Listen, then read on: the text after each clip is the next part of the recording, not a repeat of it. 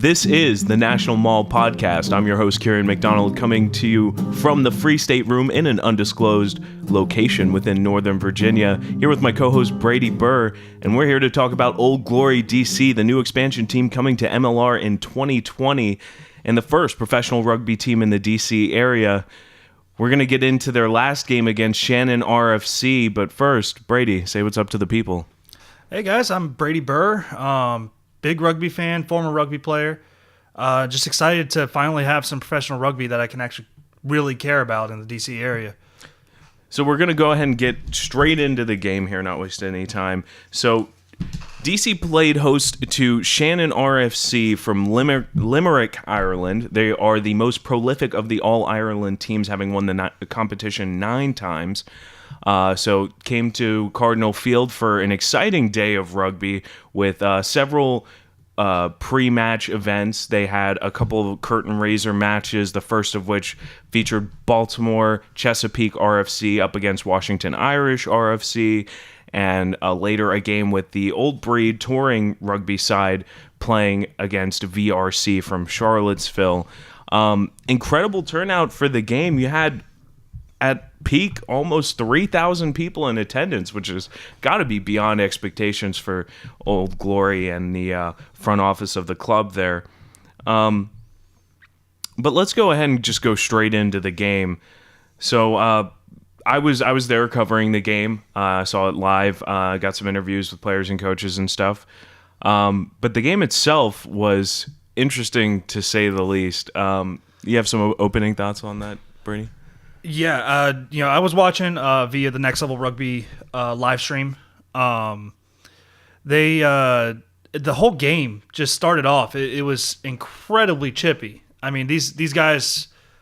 I don't know if the Irish guys, had some jet lag or something, or what was going on, but everyone was angry, and I don't know why.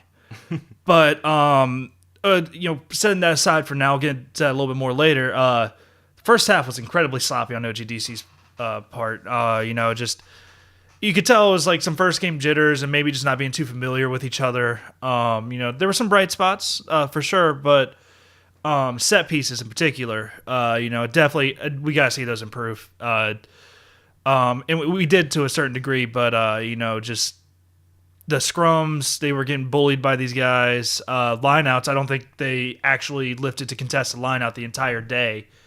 But, it's... I mean, especially with the lineouts, you could see that, especially in the second half, although OGDC came out strong, they were afraid to kick for a touch and afraid to go to that lineout option because they had just been losing every single one.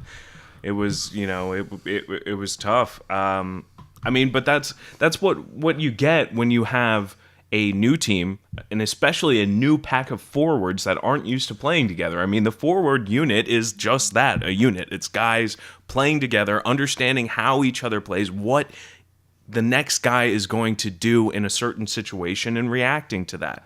And, when you haven't played with these guys for very long, this is all relatively new for you, and you're still trying to adjust to each other's styles. I mean, and you're not playing in sync, this is what's going to happen against a team in Shannon that I'm sure has been playing with each other for quite a long time. So yeah. I mean, well, a lot of people don't really understand just how much a scrum has to be cohesive. Because say a lock is a little bit off kilter, that all of a sudden means the prop in front of him is now he doesn't have as much push coming from behind him, and that causes the scrum to wheel. And it just, going forward, I would expect the scrums to become a lot more stable. And actually, in the second half, they did get much better. Actually, the entire second half was just so exceptional for OGDC, except with the exception of the lineouts again. But they really calmed down and kind of showed their talent level, I think, to a certain degree. You got any more thoughts on that? Yeah, let's just go ahead and do it a little bit, in a continuous timeline of how the game went. Let's just start here. So opening of the game, as we said, was sloppy. Quite a few handling errors. You had a few knock-ons, go to scrums. OGDC was able to press a little bit into Shannon territory with some hard running. And I'll say that was one positive of the entire game for Old Glory, was that with the ball in hand, they were menacing and had some really devastating gashing runs through the Shannon line. The problem was they couldn't maintain possession and build on it. Every time they would, break through the line and get a solid 10 to 15 meter run on, a lot of times guys would be running without support, so they would be immediately challenged at the breakdown for possession. Shannon winning quite a few penalties at the breakdown, really more than you usually see, even from a team with some really skilled poachers on it. They got a penalty try. I mean, that's just yeah.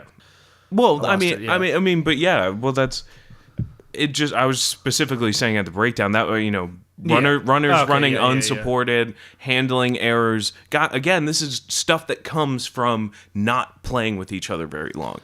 Because you understand if you're playing with these guys very long, you understand when somebody gets the ball and they're going to be on a break, and you're like, okay, I'm going with him. Is he going to be looking for the pass option, or is he just going to carry until he goes down? And I need to be looking to just get over the ball and set the ruck immediately.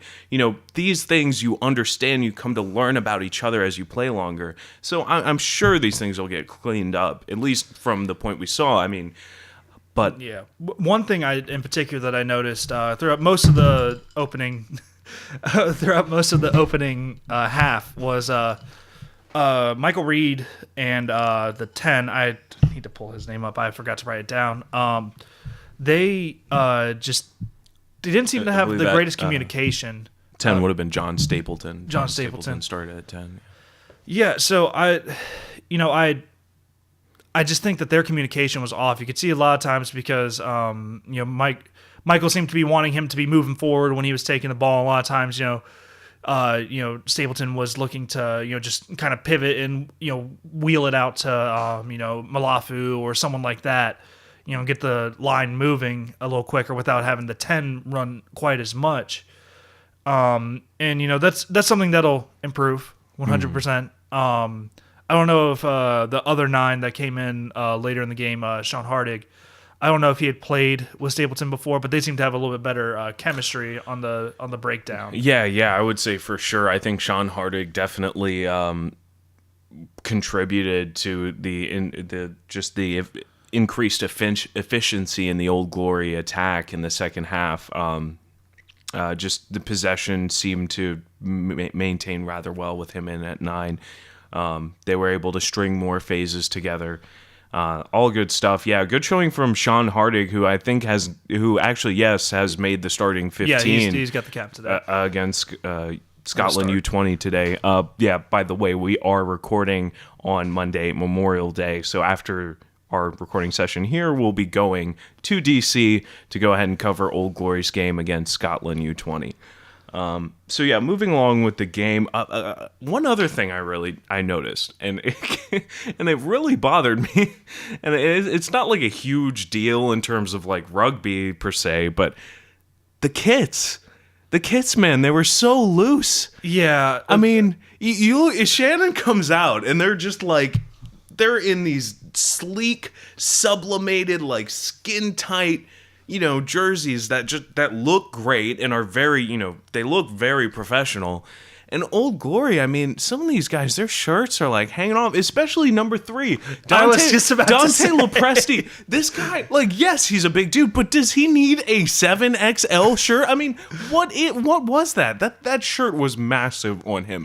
All game he was trying to stuff it into his shorts and do everything he could, the poor guy. I felt really bad for him. And I feel like it probably had an impact just being a 3 and knowing. Like, something like shirt fit can have an impact in your ability to scrummage properly. It does. And it gives guys more to grab onto when you're running with the ball. It's more for them to grab at to tackle. So yeah, all he was missing was a candlestick and a little hat, and he'd be seeing the ghost of Christmas past, present, and future. he played well. I want to get that out of the way. It was Dante LaPresti, correct? Yeah, he played well. But like Kieran said, the kids, and this is something, they just got finished with the combines, not even like I think a month ago, maybe a month ago as of recording today. But I think it's been very recent. They still didn't have their full roster, so they just had to kind of guess on the size of the ring. Now, I don't think a 7X was necessary, but I'm not sure if that's what it is, but that's what it looks like. Just knowing that rugby jerseys typically fit a little slimmer, a little tighter anyway, I mean, again, this is just another thing where this is a brand new club. This is a brand new organization running with a very small staff too. I didn't really realize that until I went to the game. There's not a whole lot of people behind this operation. This is a small but very dedicated, very committed group of people working to bring this team to DC. It's really remarkable what they've done so far and what they were able to do with putting on this event to be able to bring out almost 3,000 people in the nation's capital on a Sunday for rugby for a team that no one's ever heard of. It's I mean, we know, having played rugby around here, that there's a very, large dedicated community, but I will say in the months leading up to this, I mean, I'm thinking back almost a year ago now. I remember going to, I went to, I believe it was Wales and South Africa, played a rugby game last year in DC at RFK. And, and I went, it actually happened at a couple other games too, but they had people out there handing out business cards. They've been promoting the hell out of this thing for a long time now, and it's paid off in a big way. But we should probably get back to the game. Yeah. We keep getting sidetracked. So keep going in. So, yeah, I mean, looking at my notes here, a lot of it's just Shannon try. They scored in the 9th, 16th, and 20th minute. First two times driving Maul. I mean, OGDC had just no defense for it. I mean, Shannon were clinical in the line out Maul. Absolutely. Yeah, you saw we saw in the second half. Because I think we're probably gonna have to skip ahead the second half because there really wasn't much to say about the first half other than sloppy, bad tackling, and just I think first game jitters. If we're being real honest, second half comes around, they started finding some answers in the line out. Rather than lifting, which is something that I'd like to see him do here soon, to defend, they were getting right there, and they did a great job of stopping that Maul in the second half. I think they had realized that they weren't going to be able to contest the throw. So what do you do when you can't contest the throw in the line out? Stop the Maul. That's what they're doing anyway. They're coming down, they're setting the Maul. Just plow into it before they can get it established, and then force them to play the ball out from wherever they took the throw, But yeah, I mean, kind of my notes here saying the game really was still chippy coming right out of the second half. You would think that, a few minutes, to sit down, watch these little kids play rugby, which was adorable, by the way. A little mid-east game. You would think that they would have a little time. Alexandria Youth Rugby and Great Falls Youth Rugby, two teams we used to play against when we were little guys. Dear Lord. But yeah, they just came out and it was immediately chippy again. I think I saw Michael Reed kind of get dumped on his head at one point into the gate. He's really got a bad history of that happening too. Yeah. For those of you who don't know, I don't know if we've mentioned it yet, we did used to play with Michael Reed. He's always been a chippy, crazy little guy. Not so little anymore, but he was in the thick of it, and he kind of got dropped on his head one time. He seemed to be fine, but it was kind of I don't know if you could see it really live, but from the angle I was watching, he definitely got pushed and fell right on the back of his head into a gate. But kind of moving on from that, they subbed in Hardig, and he just kind of. I don't know if he injected some life into them or if it was just more, like I said, him being familiar with the 10 more than Michael was. They started to score. And they really, like you said, like when they get the ball in the open field, they really, really are dangerous. Malafu is just absolutely terrifying. I mean, Oh, yeah. the flying Hawaiian, I think they were calling him. Vitikina Malafu in the 57th minute with just a scorching run down the sideline and putting it in for the try. It was wonderful, and the crowd absolutely erupted. I mean, people were excited. Chants of OG DC, let's go glory. It was really something. Again, I mean, in the second half, this team came out, they started fighting, and the crowd really responded to it. The scrum, that was a big place of improvement. I don't know. Did they? Absolutely. I know they made a sub at Hooker, who actually I have him listed as being a another impact sub. They had Mo Katz or Timothy Katz. Yeah. Again, I believe he also gets the starting nod today He against does. Scotland U20. He came in, and I don't know if he stabilized, if he had played with, again, like, because a lot of these guys are local guys. They've played with each other a lot of these guys, but not all on the same team. I don't know if Timothy played with the props before, but he came in and they started winning some of their scrums, and they still were probably outclassed by Shannon, but again, that'll come with time. Mo started really just winning the ball a lot, and then on offense, he was all over the place, man. He did a little bit of everything that game, And that's what you want out of your hooker. You want your hooker to be all over the shop, doing everything he can. I mean, look at Jamie George playing for Saracens. I mean, why is he considered one of the greatest hookers / front rows in the world right now? Because he literally does everything. He throws, he scrums, he mauls, he rucks, he runs, he passes. He can do everything. Right. And that's exactly what you want out of a hooker. That's awesome. So good to see that from Mocats. Another guy we gotta give some run time to is Dakota Worth. What a game he had! Oh my God, he was a savage out there. Dude was just running rampant. Oh man, he was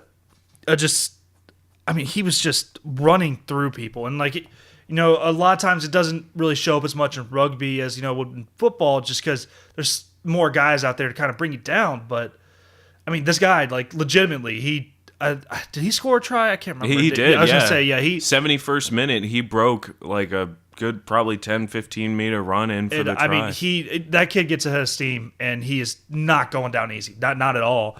And I love the way he runs too. He kind of he's got one of those angry runs to him. Yeah, he definitely runs angry. He really does. And the thing is his limbs, all of them are moving at all times. They're all over the place, and it just looks violent, and it's not something that's easy to approach. You used to run, honestly. I'll take the credit there, but I mean, this guy's obviously playing a much higher level. Dakota's absolutely. He just and then also he seemed to be their enforcer. He put in a lot of solid tackles. A lot of solid tackles, and then with the chippiness, when things were getting a little close to erupting. There was one time I don't know how well it was seen on at live, but on the live stream he came flying in out of nowhere, and after one of his players got pushed, and I don't think I've ever seen a man flinch so hard in my life as the Shannon player did in that situation. But again, OGDC had a great second half, but a problem continued to be with the set piece that ended up really keeping them from winning this game. So they brought it all the way back. I mean, it was 26-3 in the 26th minute. So they scored right before halftime, making it 26-10. And I think that was Lepresti, right? It might have been. It was one of the front rows. I know it was, but it was so honestly that it was really loud for that try. I had that point moved from the sideline to the stands, and it was extremely loud. I could not hear the announcer. I couldn't really see much of the action on the pitch. Again, that's one of the things we really got to talk about, man. The crowd presence and the excitement for this, it's beyond what anybody expected or dreamed, I'm sure. And I talked to Tim Brown operations manager for OGDC after the game, and that's one thing he really pressed. That was the crowd presence that made a huge difference. So, again, they were able to get a little bit before halftime. And then they come out, and you got the Malafu try at the 57th minute. That was the barn burner. Yeah, Everybody loved that. That was a beautiful try. I mean, on any level, that was just nice. And then, a penalty not releasing on Shannon in their own half. Dakota Worth got the ball off the tap, I'm pretty sure, and then just plunged it in. And that was, that brought it up 22-26. And DC ended up having another chance at possession in Shannon's half. They won a penalty, and the obvious thing to do in that situation, pretty much any professional rugby game, would be kick the ball into touch, set the line out, Maul, drive it in. But the problem was they couldn't win lineouts. Yeah. They'd won maybe one or two the entire game, and I think they had just given up on it. And so they went with the tap, a couple runs in, and then a knock on, and that was it. And that was the last opportunity for them to win the game. Yeah, to be fair to them, though, the line out is definitely something that takes time to develop. And absolutely. Again, I think a lot of these guys have only been there for a couple weeks. Even if they got signed, in early April, they might not have been there until early May, and just not enough time to really build the chemistry. And it, like I think we've said probably a million times today, it'll come with time. And I think we can expect to see actually some contesting today against Scotland U20s. But I just want to kind of point out a few standout players, in my opinion. Josh Brown, the captain. That is big unit.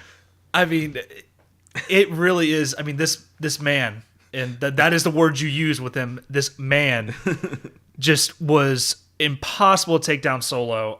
He didn't score, but especially coming off the 8-man pick, he was bullying these poor Shannon players. I won't say poor; they were mean, but I mean, they were some scrappy guys. But I mean, you got to say OGDC definitely had size advantage in that game. Oh yeah, 100%. Our forwards were huge compared to, and I'm sure a lot of those Shannon guys, from what I could tell, I mean, they seemed younger. They seemed like most of them were probably under 23 years old, 22, 23 years old. Yeah. So. But then we've said his name a few times already. Malafu, Kina Malafu, or what's his full name? Vetikina Malafu. Yeah. I hope I'm pronouncing that properly. He just absolutely, every time he got the ball, it was at least 10 or 15 meters. I mean, when he went on that long run, he could not be stopped. He got ahead of steam, and there was just no stopping him. And then I thought Ryan Burrows played really well on defense. He was in the position to make a couple of big plays. Just had a couple unlucky bounces, especially on kicks. He also had a couple of passes come his way that weren't really ideal. There was definitely a little issue with getting good quick ball in the back line. Getting the ball through the centers and out to the wing quickly was hard. And that's because Shannon, and that's not just because of OGDC. Shannon's defensive line speed was really good for a lot of parts of this game. I think, OGDC had a lot of big runs, but I don't think that's because Shannon wasn't getting up in defense fast enough. I think that was simply just because of the powerful nature of the ball carriers we have on this team. I mean, these guys just run hard, and they're not easy to bring down, and they had a size advantage. But that's a thing that was disruptive again for getting the ball, cycling the ball out to the wings and stuff, was that Shannon's defensive line speed was so quick, and they were so disciplined. They were not easily fooled with dummies and steps and the like in the back line. So. Yeah. I expect Scotland U20s will probably be a little more disciplined. Today. Again, we'll get into that later. I keep bringing that up. I think. Any other players you wanted to touch on from this? We've said his name a few times. Dakota Worth. I'll just mention him quickly again here. Watch this guy play. He's just an absolute stud. And then I'm going to kind of move into things I want to see going forward. And today, in particular, I want to see the counter ruck come into play more often. A lot of times they seemed content to just wait for the knock on, and I mean they were. Shannon was having these ridiculous 7 or 8 or even 9 phases. I think I counted one time of play, and you got to counter ruck to disrupt that. Even if you're not, winning the counter ruck, and keeping them to 2 or 3 phases, you're going to cause them to rush and make a mistake in the line. And it's something they didn't really do well this game. And I think that's something that can be easily corrected. Just have especially with the size advantage they had, and I'm assuming they're going to have today against Scotland. I know they got some big boys, but we're still probably bigger, I think. They need to get in there and just push these guys off. You got anything you want to see? Specifically today, I just want to see more disciplined rugby. I just want to see them taking care of the ball better, less handling errors, less knock-ons. I want to see just better cohesive forward play. I mean, better play in the breakdowns, better play in the definitely see some more pods. Yeah, that's another thing. That was the one thing that troubled me the most is the amount of unsupported runs. You want to see your forwards grouping and running together. Get groups of 2 and 3 going. Don't just send missile after missile into the defensive line with nobody behind it. And I'd also like to see better ball in the backs. I'd like to see them passing around, get some patterns going, some switches, and get a little creative in the attacking play in the back line. So if I can get that, if we can get more responsible, disciplined play in the forwards and more creative play in the backs, I think that would make me happy. Yeah, and I think this is the time to really try and push their creativity. These are exhibition games. I mean, that's what I'm saying. At the end of the day, these don't matter. Don't get me wrong. I want to see them win. I want to see them succeed.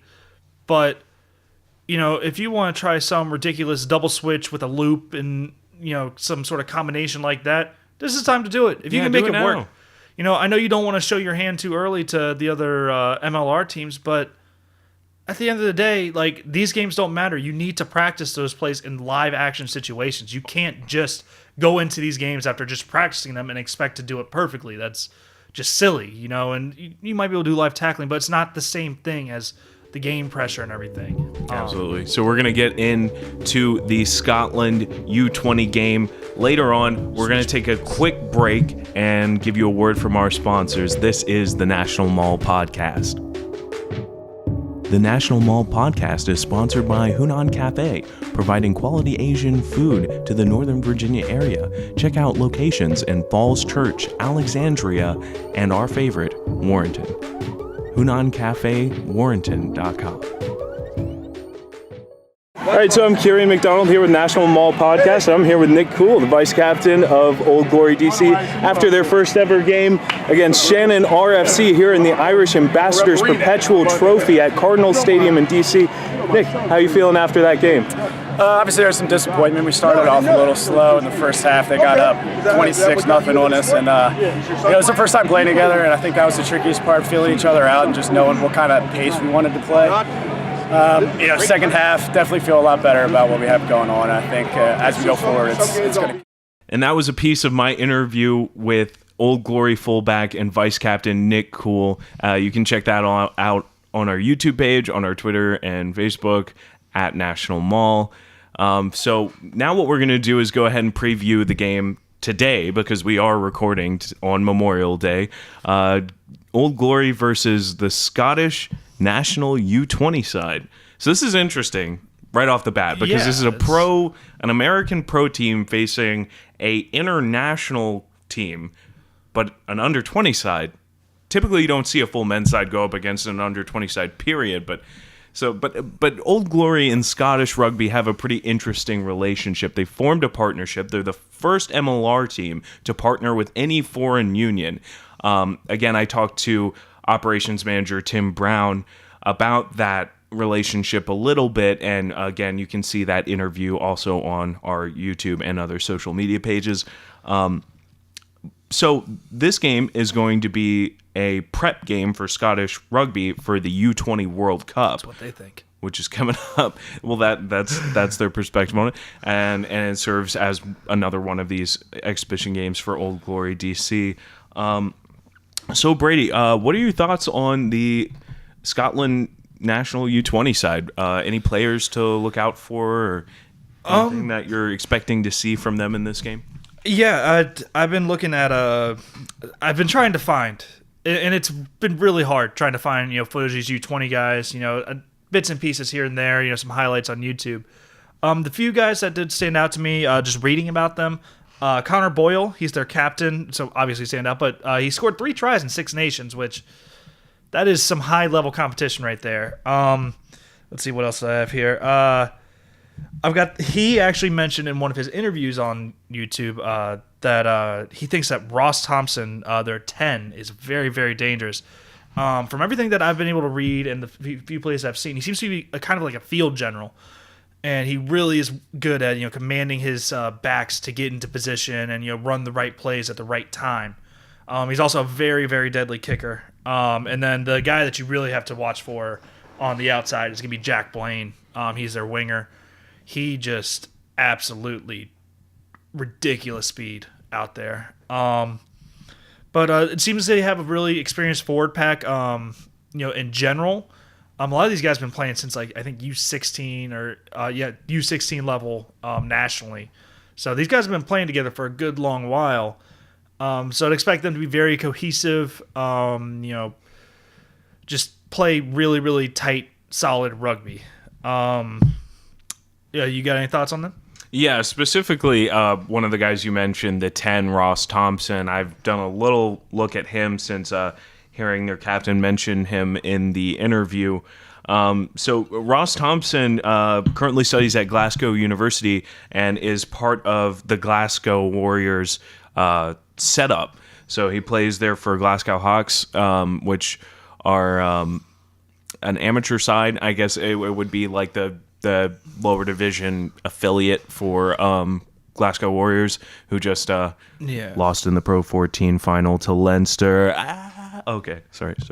But yeah, I mean, he's got, for one, he's got great genes. I mean, his grandfather played cricket for Scotland, and his uncle played rugby league for Scotland. So he's already got that. Rugby. Yeah, he's already got that athlete lineage. But yeah, I mean, he was named in the Scotland U20 side for the World Rugby U20 Championship in France in 2018. He played in 6 nations last year, and this year. And he's going to be playing in the U20 World Cup. He's got 15 caps for the U20 squad. 44 points off a try and 13 conversions and 5 penalty goals. Seems like he's a pretty effective kicker. For sure. We'll see what the weather's out there. What the weather's like out there today. In the last game against Shannon, it was very windy, so it made kicking game difficult. We'll see if that makes an impact. So now here's some players to watch on the OGDC side. First up, I'm going to talk about the scrum half, Sean Hardick, who's getting the start today. He came off the bench last week. You heard me talk about him a little bit earlier. I think he's got really, really nice command of the back line and really uses his forwards in an effective way. I expect him to make a big impact early. Another guy that I think is really, really going to make a huge impact is Mo Katz. He's not the biggest guy out there, but he is super physical and he has a high motor. He really was a wild man last week and just absolutely flew all over the place on defense, offense, whatever you need him to do. I think he's going to have a big day today. And then as far as the subs go, I'm really going to be looking at Darian Pickett to be an impact sub. He's former All-American. He's a big, big dude, but he plays center. I mean, when you see him, you're going to see why I kind of mentioned that. He doesn't have the typical build of a center, and he's really going to, I think you're going to see him juke a lot more people out than you would expect. He's a bruising runner too. Don't get me wrong. He can really run through people when he needs to, but very deceptively quick. You got anybody that you're looking at that's going to be real big? Yeah, absolutely. A few changes in this lineup, for sure. We've got Khalid Williams getting the start at 1, so get a good look at him in the loose position. Dakota Worth returns at 6. Guy Lopresti gets the start at 7. I believe he came off the bench in the last game. For sure. Chris Kunkel, that was 3-time collegiate All-American at JMU. I think he played for Rocky Gorge afterwards. Yeah, so for a bit, yeah. I'm really interested to see what he can do coming in, getting the start at 12. And John Sage and Nick Cool returning at 14 and 15. But in the subs is where we have our most interesting professional rugby debut. Oh, yeah, that's Number right. 20, Ryan Smith, former tight end for the Green Bay Packers of the National Football League, will get his first professional rugby debut here today against Scotland U20. So we'll see what he looks like out on the field playing rugby. I mean, he played rugby before, so we'll see if he's got the chops for the next level. He played in the NFL, so you know the dude's a good athlete. Yeah, the athleticism is not in question, that's for sure. I think the only thing you can really be worried about with him is just a little bit of rust, maybe. But there's only one way to shake off that rust, and that's play some rugby. But yeah, I think today the game's probably gonna be. I think it's gonna be very similar to last week's. Hopefully with a better first half from OGDC, but you can see. I mean, the lineup is almost unrecognizable aside from the 2 captains and Malafu and a couple key guys here and there. But they're trying people out. They're trying to figure out what works best for them. So I'd expect to see a little bit of sloppy play early. I think maybe it'll be a little bit tighter. I think you'll see I think second half again will be a really big, maybe not comeback, but like you'll see them play a lot tighter in the second half. These guys not been playing together long. Can't expect them to look like the All Blacks out there. But I do think we're gonna actually see some lineouts today. I hope at least. Definitely I want to see them start lifting. You can't be a good rugby team without being able to win at least half of your lineouts. You want to win more, but I mean, yeah. Ideally, you want above 90%, win rate in set pieces where you have to put in, whether it's your throw or you're put in at the scrum. You should be winning above 90% of those. Yeah. I think we'll definitely at least see them attempt it today in a more serious manner than they did last time. The line-out defense, that I don't think we're going to see them steal many, if any, today. Because that's something that even more so than when you're putting in yourself. When you're putting in yourself, you know exactly what you're supposed to do. When you're defending against these guys, they're not telling you what they're doing. That's the whole point. So I don't know how good the defense is going to be. You saw last week Shannon did a really good job of, getting in front of our guys, but they've been playing together forever. It takes a lot more communication on the defense and the line out to be successful rather than on offense. So I hope to see some line out stolen, but I'm not expecting it. It'd be a nice little bonus this early in their lifetime to get that, but we'll see. Anything you got? Well, I was just gonna say score predictions. Are we ballsy enough to do that? What, do you have an idea? What do you think? I think due to the youth of Scotland and the relative inexperience of Old Glory, I think we might see a really high scoring game. So I'm gonna go really high. You can make fun of me all you want if I get this way off, but I'm expecting to see probably 35-28, somewhere in that range. I'd say Scotland probably taking the win just on an experience level.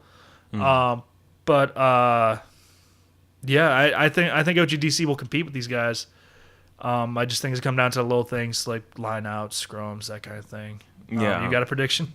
Yeah, I mean, mine's actually pretty close to what yours is. I think Scotland. This is they've struggled recently at the international level in the last six Yes. under 26 nations. They are only able to pull one win.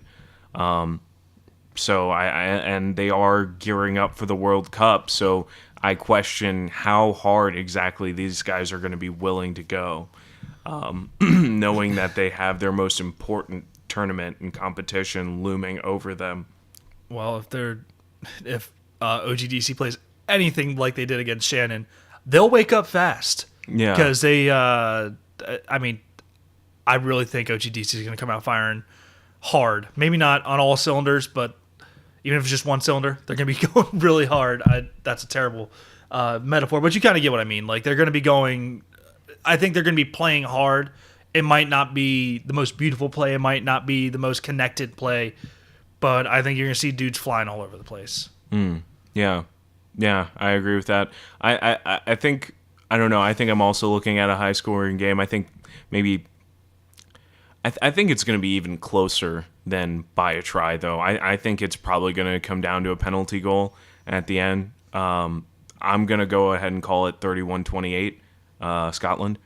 But I think I could also be being a little generous there. I mean, it is possible that the Scotland team turns on the gas and really outclasses OGDC, who is just not nearly as experienced. But I feel like OGDC is they're big, they're physical, they fight hard, and the Scotland team again is not coming off the most successful international season, and they're going into the most important tournament of their young careers at this point. So we'll see how much they're willing to give. All right, so moving on, we're going to go ahead and do a little romp around MLR. Yeah, let's check out what's going on in Major League Rugby. So I think the first thing we got to talk about, the biggest thing we got to talk about, because we're going into Week 19, there is a 4-way tie between from second to fifth in Major League Rugby right now. How the hell did this happen? It was a 5-way tie not even a week ago. Yeah. It's absolutely bonkers. The level of competition in MLR this year has been absolutely insane. And the level, I mean, it's just to see this level of parity in a professional competition of any sport, but especially rugby. I mean, you look at all the top leagues in the world, there are 2 or 3 teams that kind of just sit atop, Saracens. You got Saracens and Exeter in the Premiership. You got Leinster, and well, I guess it's kind of changed, but now in the Pro 14. But Leinster is usually at the top. There's usually the top. And then you've got Crusaders in Super Rugby.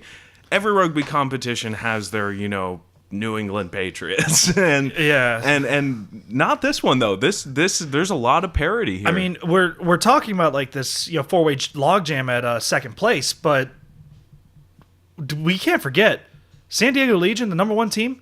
They're only ahead by 4 points. That's 1 win, but they have clinched, so they're clinched. guaranteed. Oh yeah, no, spot. they're safe. They're fine. San Diego Legion have been playing some excellent rugby. I mean, they are so much fun to watch. I love it. Yeah, I really do enjoy their style of play. But I mean, it's coming down to the final games. I mean, that's just, I think that's so good for a young league like the MLR. Parity is always good for any league. You want it to be competitive at all times. You don't really want like a Major League Baseball situation where you've got like the Yankees of old, playing against the lowly Orioles or anything like that. Although the Orioles always beat the Yankees. But right now, the final games, I list off the ones that actually matter. Mm-hmm. First off, we've got Rooney versus Toronto, but 2 teams that are part of that 4-way tie. Yeah. Along with New Orleans, who Rooney played yesterday. Yeah, Rooney, Rugby Union New York. In case Rugby you don't United know. New York, yes, the worst name in professional rugby, and also my least favorite team. I also just dislike them because they're a New York sports team, but But anyway, it's fair. they played against New Orleans, and in the game that really broke the table. I mean, Yeah. I think Rooney winning that game and then Glendale losing to Toronto this weekend. Yeah, I think they're eliminated now, right? Glendale is eliminated. Yeah, they're done. They're pretty much done. Because it's going to be, how many teams is it again? I'm still not too familiar with the MLR playoff structure. Well, it's four go into the playoffs. Okay, that's four what I spots. thought, yeah. One One is San Diego Legion, so it's going to be between Glendale.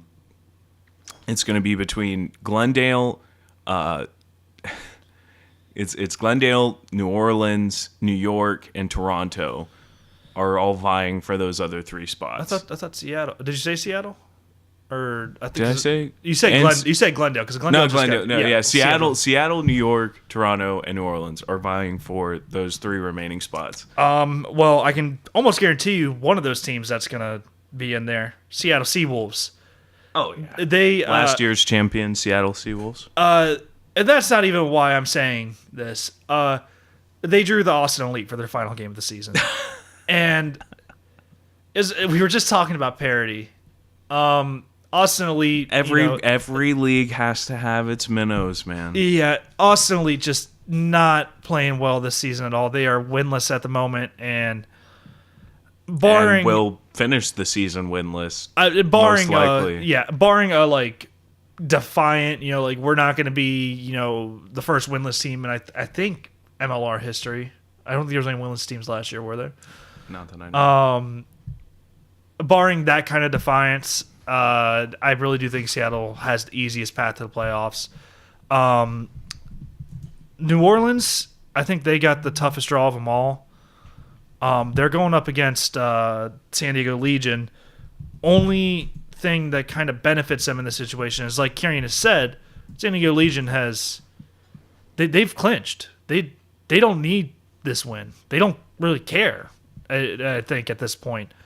Yeah, I mean, it is very possible that San Diego might rest some of their top players going into this game. So I do think it really just comes down to this Rooney versus Toronto Arrows game for like that last. It's going to be a cracker. It's going to come down to it. However, with their play as of late, and with the addition of, I'm going to butcher this name. I apologize, sir. Please don't hurt me. Basserode, the French prop they brought in. Yeah, Michael Basserode. Yeah. Okay, I got it right. Cool. Basserode. He's I mean, one of the most prolific front rowers in European rugby over the last decade. And honestly. now he's here bullying us. Yeah. But I mean, this is great for the league. This is exactly what Major League Rugby needs. Getting guys like Ben Foden to come over and play in New York and Bastardo to come over and play. This is exactly what this league needs. It's what's elevating Major League Soccer right now. Yeah, I was going to say. Is these DPs, these designated players, these guys kind of towards the end of their careers, but still international superstars, coming over, playing in our league, and getting those television ratings up.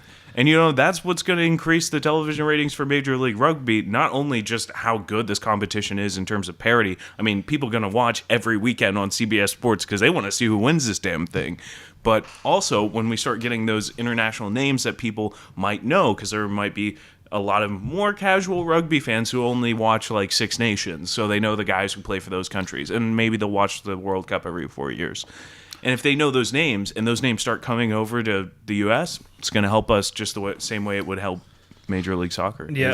Is helping them now. I think the biggest obstacle you're going to see with that is just there's not a whole lot of recognizable names if you never played rugby or watched a game in your life. And I guess you could say that for anything, but it's really just, I mean, you think Jonah Lomu, that's like the only name that I could really think that is, universally known to even non-rugby players, Yeah. I mean, universal taken lightly again, because there are a lot of people in America anyway that don't know anything about rugby, period. But yeah, and I think what you're going to need to really see that growth is I think you're going to need to see some of these 7 superstars cross over to the 15 side and play in this relatively new league in MLR. Because I can't. can't imagine, like how big of an addition like a guy like Perry Baker or Carlin Isles would be, for one of these fledgling clubs. Although the transition from 7s to 15s and vice versa is not as simple as people might think. They're very different games at this point. That's very true. Skills are very. That's very true, but you still stick them in the back line. They might not be the best on rucking and everything, but those are the guys that are gonna make those explosive long runs that people love to see. Why do people watch football? Do they watch it to watch Joe Thomas pancake people? No, they want the runs and the long bombs and everything. But I think personally, like, instead of pulling from 7s, I think the better place to go is round up all these guys who aren't making it into the NFL and convert them into rugby players, especially those guys who all got screwed over by the AAF. A lot of those guys were 100%. completely left out to dry. MLR can scoop up those guys. But the problem is, you have to pay them enough to where they're willing to actually come and do this. Because $15,000 a year, which is what a lot of guys are getting, around that amount of money. You can make more money working at Sheetz or Subway, GameStop. yeah, like pretty much anywhere than doing that. Why are guys going to give up time from their families and real careers they may have to go do this? If it's not lucrative enough, if it's not worth it, if they're not being duly compensated. And until more money gets into this league, we're not going to be able to draw more players like that. Yeah, I do think you're gonna. I do think the pay is gonna go up very soon. I don't see them making $15,000 a year, too much longer. But at the end of the day, okay, I lost that. 100% just went right off the rails there. It's okay. It's okay. We should probably move on anyway. Yeah. All right. So last thing, gonna go into the tight 5.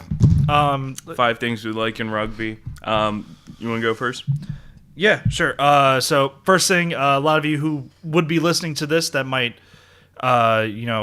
watch a fair amount of rugby, you probably already heard this, but USA Rugby Sevens, first team to clinch for the Olympics in 2020 already. Yeah. So that's qualified, baby. USA, let's go.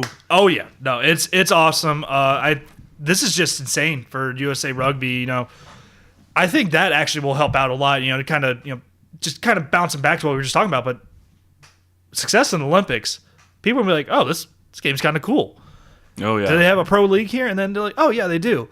I think that is going to be a huge thing for just all rugby in America. But seriously, congratulations to those guys. They've worked so hard. They absolutely deserve it. The amount of fight and just the amount of spirit in this team is incredible. They're being nicknamed the Golden Eagles. And Danny Barrett. What a monster of a man. Danny Barrett, Carlin Isles, Perry Baker, Steve Thomason. They're just Madison Hughes. There's just too many great players to mention. Like, every guy on that squad has been giving it everything he's got. And they've all been absolutely fantastic, fighting the tier 1 nations, the home nations. Man, the only team that's really kind of had their number is Fiji. And Fiji Sevens is in their blood. Yeah, we did unfortunately just fall out of the number 1 spot to Fiji, but we still control our own destiny next tournament at the Paris 7. So I'm really looking forward to that. Absolutely, and if Fiji wins it, congratulations to them as well. That would be well deserved. Fiji is just again, rugby is their whole life. It's woven into the fabric of life on that island and the culture, and it's beautiful. The way they play sevens rugby is beautiful. It's a really great thing to watch. So massive credit to Fiji for going ahead and winning the London Sevens. But yeah, Eagles qualified for 2020. Yeah. And then you want to go ahead? Yeah, I've got another one. Since we're on the topic of sevens, I've got to play. I've got to play from the sevens tournament that was just completely insane. I've never seen anything like this. It was definitely done on purpose. That's all I know. No. So Wales was playing Japan, and this is, I mean, so the scrum half is trying to kick for touch. The horn's gone, game's over. He tries to kick for touch, and it goes wrong. It goes back 30 meters and stays in field. And I'm exactly just going to go ahead and throw this over. Here's the call from the World 7 Series coverage.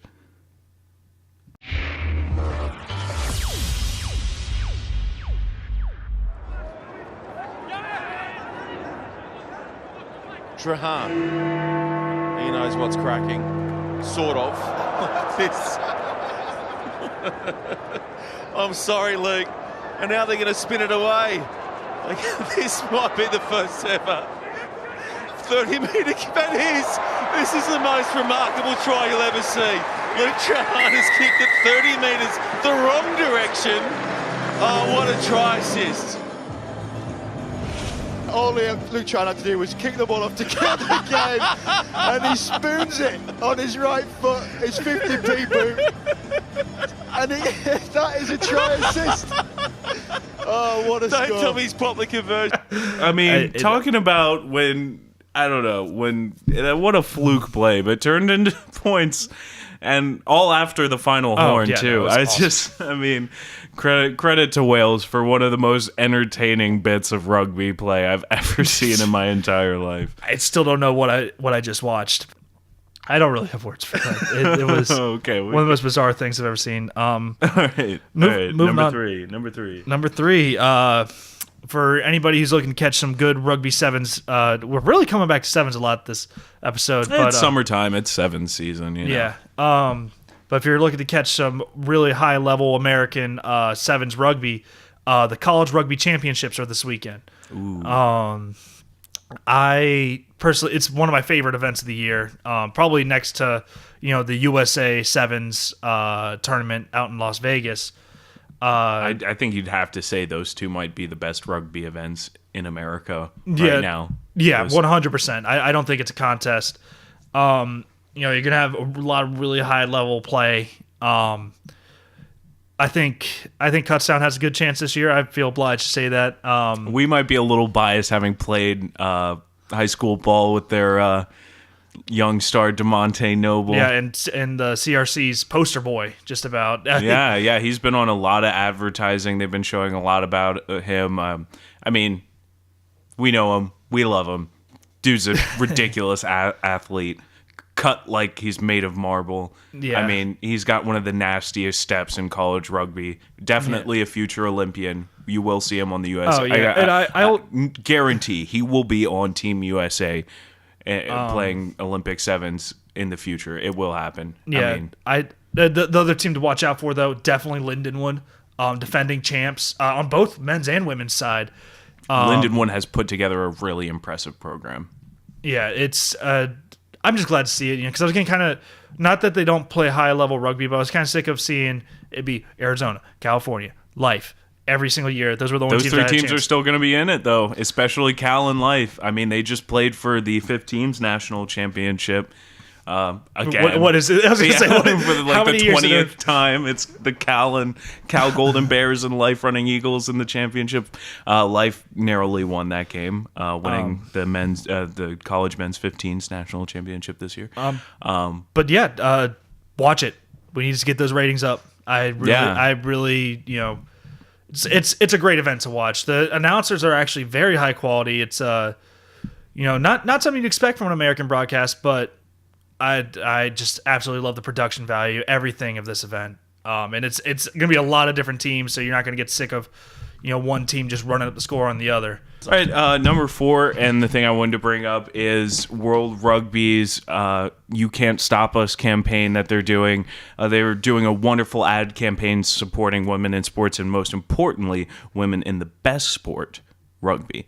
They've got a new video that they've released that shows kind of like a glimpse of the life in a rugby player as she grows from youth rugby to adulthood in India, and it's just a beautiful little piece with excellent camera work, and it's inspiring, and it just reminds you that this is everyone's game, And this is a game that grows you as a person, not just as an athlete, but it instills values, principles, and ethics in you that remain there for the rest of your life.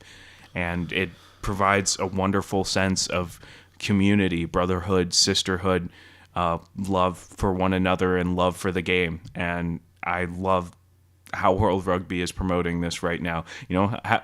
We as fans are not always in agreement with the governing body, but this is something they're putting a lot of effort into, not just to grow women's rugby, but to just promote the finer things in the game, the things that are really important, and that's the values it passes on.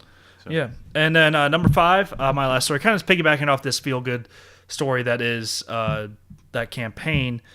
There's a cool story coming out of Australia. It's called the PDRL, the Physical Disability Rugby League.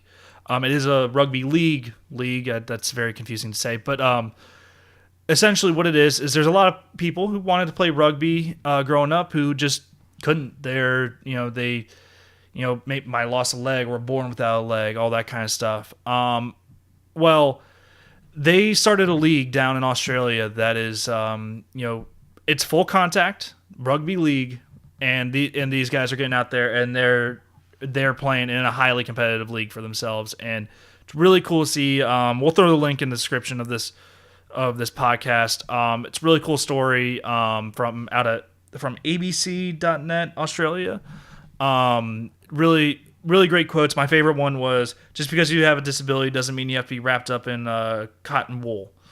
Just kind of showing these guys are like, yeah, we're tough too. Just because I'm missing a leg doesn't mean I won't, throw down. But yeah, I just really love that story coming out of Australia. Absolutely inspiring stuff. And I think that's going to do it for us here on the National Maul Podcast. I'm Kieran McDonald with my co-host, Brady Burr. And we will see you next time. We're off to cover Old Glory DC's game against Scotland U20 national team later today. So to all of you, thank you. Hope you had a nice Memorial Day weekend, as you will be hearing this later on. And we'll see you next time on the National Maul. Goodbye.